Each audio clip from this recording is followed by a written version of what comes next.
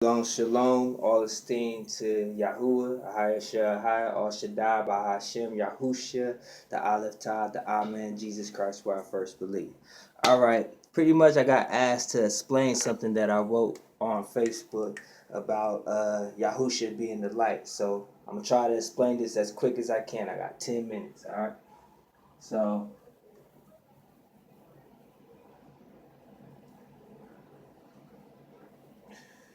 alright.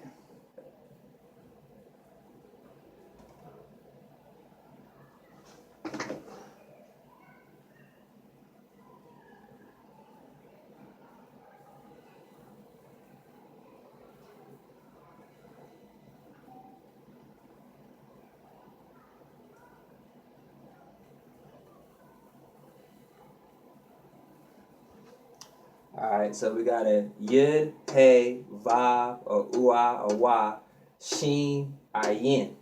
So Yud is a Y. That Y in front of the Yud is a Y. The Hey, the H, Hey. Remember, Hebrew had no vowels when you write it, so there would be an A. The vowel points are A's. The Vav, the Ua,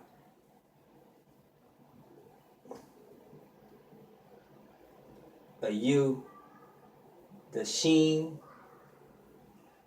SH, and then an Ayin, silent with a vowel point A. Alright? So Acts 26 verse 14 through 15, he spoke with a Hebrew tongue to Paul right there, and he would have said the name Yahusha. Alright? Now, but that's not the point that I'm trying to show right here. Alright. Christ says he's the light. So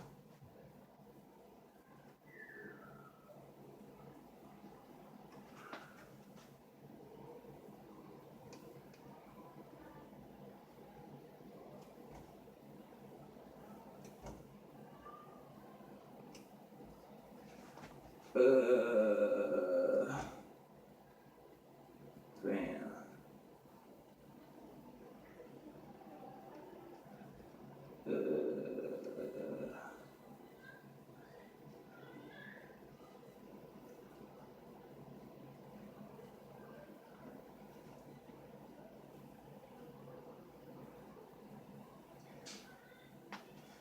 Alright, there's 7 candlesticks on the menorah, and there's 7 lights in his name.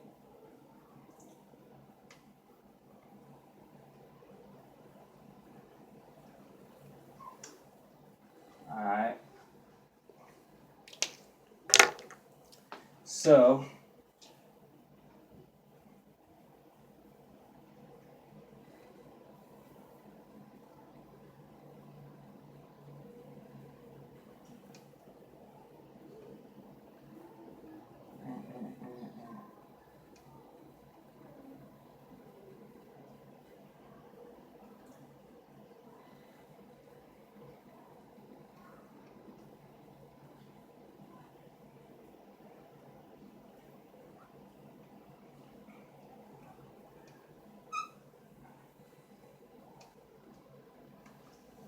alright, so you got 7 lights in his name.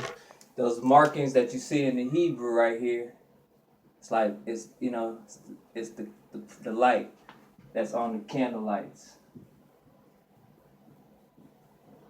on top of the markings. Those represent the lights on the candle.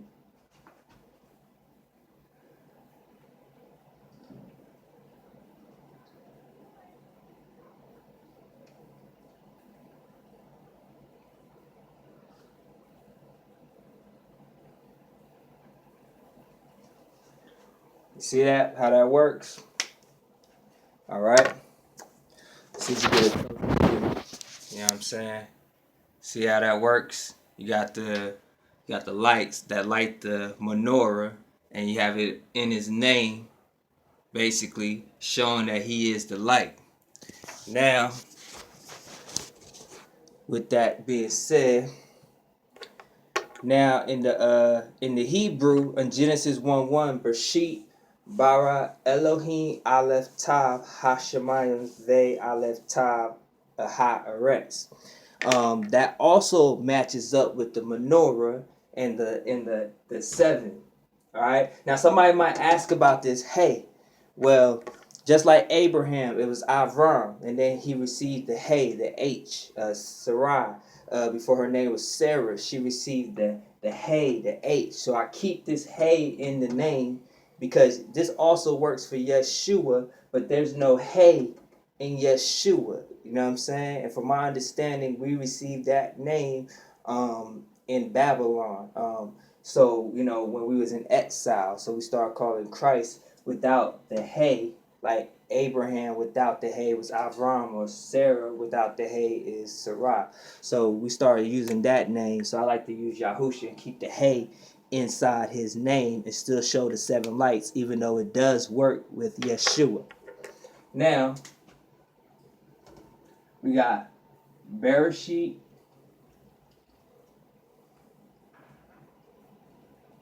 bara Elohim, and then we got the Alef-Tau, the main light that keeps the menorah lit right there in the middle. Christ is the center of everything. He is the Alef-Tau. All right. Then Ha-Shemayims, and then we got a Ve, which means and. But then we have an Alef-Tau that is in there again. But by faith, yesterday, I was on my spirit told to put it inside the ayin. Now, what's interesting about that, and then on the last light, Ha-Eretz. But like I said, by faith, you know, because they don't try to explain the Alef-Tau in the Hebrew in Genesis 1:1.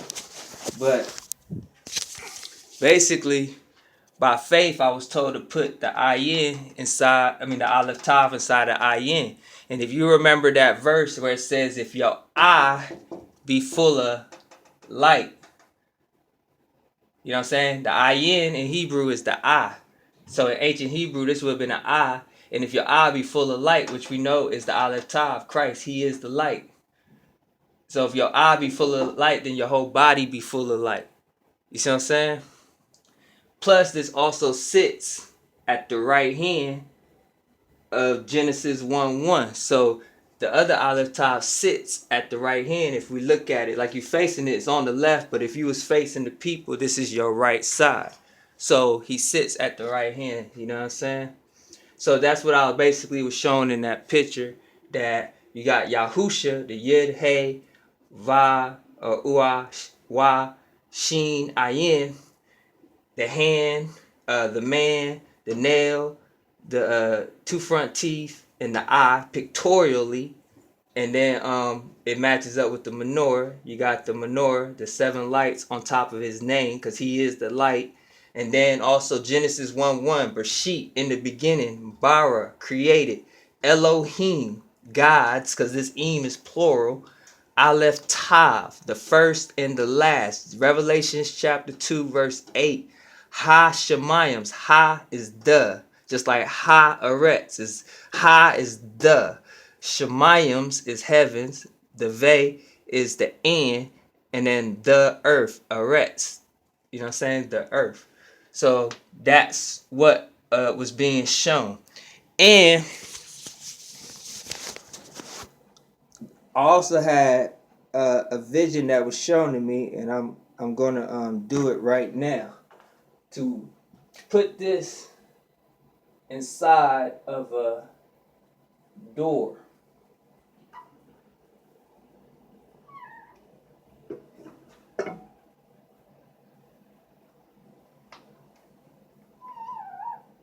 All right.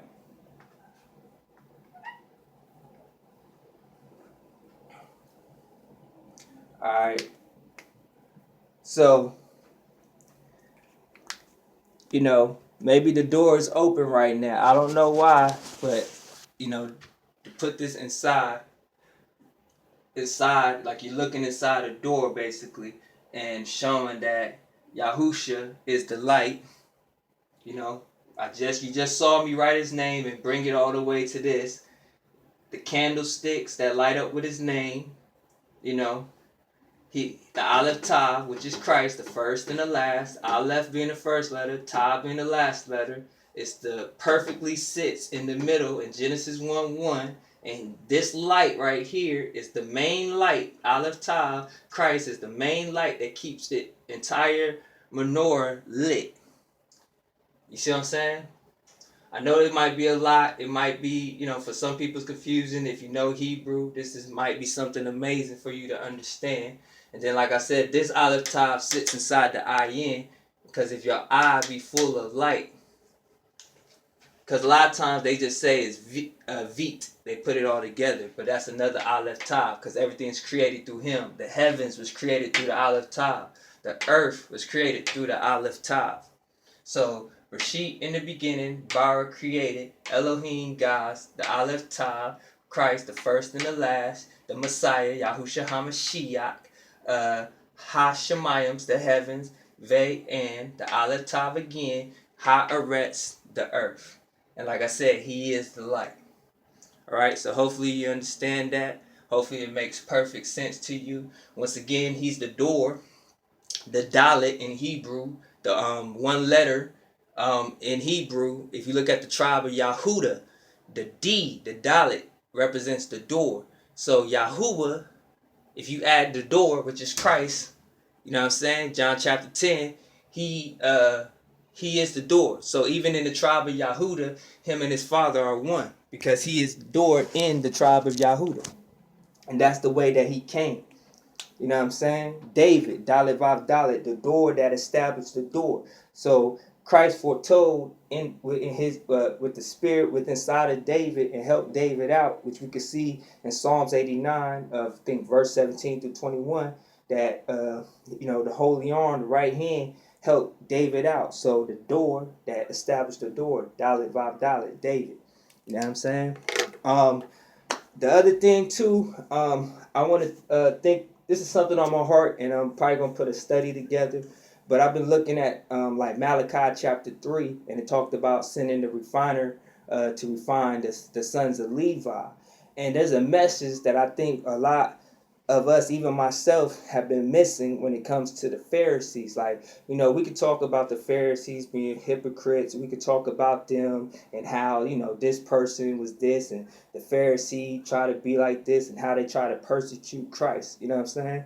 But low key, the Pharisees kind of represent Israel in the sense of the people and how they didn't listen to him as a high priest. So the thing is that, me personally, I just want to confess right now, if as a student or a servant, if I ever came to a point in my life where I felt I was more righteous than thou, if I persecuted someone for saying Jesus and not saying Yahusha, if I always pointed out other people's flaws and things that they were doing according to the scriptures, but not pointing out my own flaws, send the refiner's fire on me. You know what I mean? And I need to be refined. You know what I mean? So I could put forth a righteous offering. Because even Malachi chapter 3, a lot of pastors, we could sit there and say, all right, Malachi 3:8, they're taking it out of context. But the reality is that, we should want the refiner's fire. You know what I'm saying? If we're not putting forth a righteous offering, then we need correction. Nobody likes correction. Nobody likes getting spanked. And we can see that, I think it's Hebrews chapter 12. But it produces the fruits of righteousness. So, that belt, Yahusha, John and all of that, like him being against the Pharisees, that was their belt. Paul and, different individuals, that was the belt towards them to get them to a certain space. So if a prophet or a prophetess is sent to you, and they're trying to correct you or humble you or bring you to a better space, and you're getting that belt, don't let the knowledge and the pride and the ego lift up, because that's actually a good thing. The belt is a good thing. The chastisement is something that you need to get used to embracing. You know what I'm saying? if that's what it takes to bring forth a righteous offering. So that's something that I'm trying to get into my spirit. You know what I'm saying? I want that refiner's fire so I can have that Shekinah glory. I can sit here and write all of this stuff, but do I have love in my heart? Am I a king's servant? Or, is people around me understanding how to be king's servants or queen's servants? Am I when I give love, am I giving love or I'm seeking love? If I want love and someone's not giving it to me the way I like it, am I giving them the love that they deserve? You know what I'm saying? And not looking for something in return. Am I being patient? The basic simple things that we might overlook as basic understandings, but these are things that we should strive for. Trying to humble myself and get back to the simple things in life, and just I don't want that stuff to become yeast in the entire bread and it corrupts the whole bread. It's something that happened to me at the Million Man March. I blew a shofar at the Million Man March, but because I had been smoking, the prophetess that had came to me with the shofar was like, "You've been smoking," and she's like, "It ain't gonna blow for you. This is a real shofar, and it ain't one of them store shofars. So if you've been smoking and doing things incorrectly, it's not gonna blow for you." So I could have blew this in front of millions of people at the Million Man March and had an epic, classic, memorable moment on my Gideon tip, but because I let one little thing overlook, with all the knowledge, all the scriptures I could have remembered, I could debate somebody all day. This one little thing I overlooked caused a moment that I would have said, man, that would have been glorious. You know what I'm saying? But, he brought me down. He said those that humble themselves will be exalted. He brought me down because I was right here with all this knowledge and all of that. But the truth was I wasn't doing everything correctly. You know what I'm saying? You can have, one little bit of sin and a person doing all this sin over here, he's still looking at us the same. So the reality is that, we got to be found without spot or blame. And, we need to strive for perfection. Don't let people sit here and say, oh, we always gonna be sinners. You know what I'm saying? That's not the mentality that we need to adapt and accept sin. Sin is not okay. He defeated sin on the cross. So he said, be found without spot or blame. So that means if whatever sin that you're struggling with, that's what needs to be taken out. The sin that I'm struggling with is, unnecessary arguments, being patient, understanding that I'm not the Most High and His thoughts are not my thoughts, so my thoughts ain't always the correct thoughts.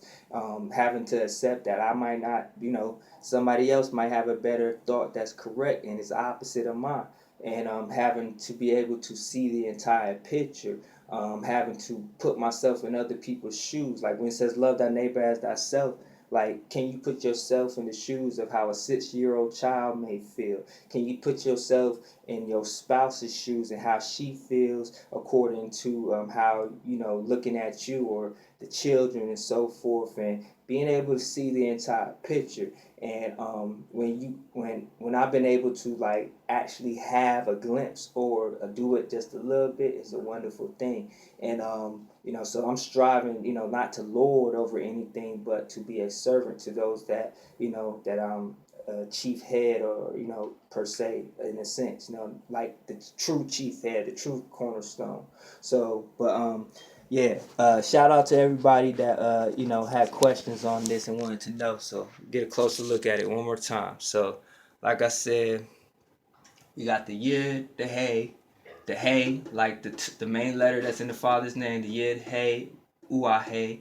It's in there twice. That was given to Abraham and Sarah. That's why their names went from Sarai to Sarah, or Avram to Abraham. That Hey, that H.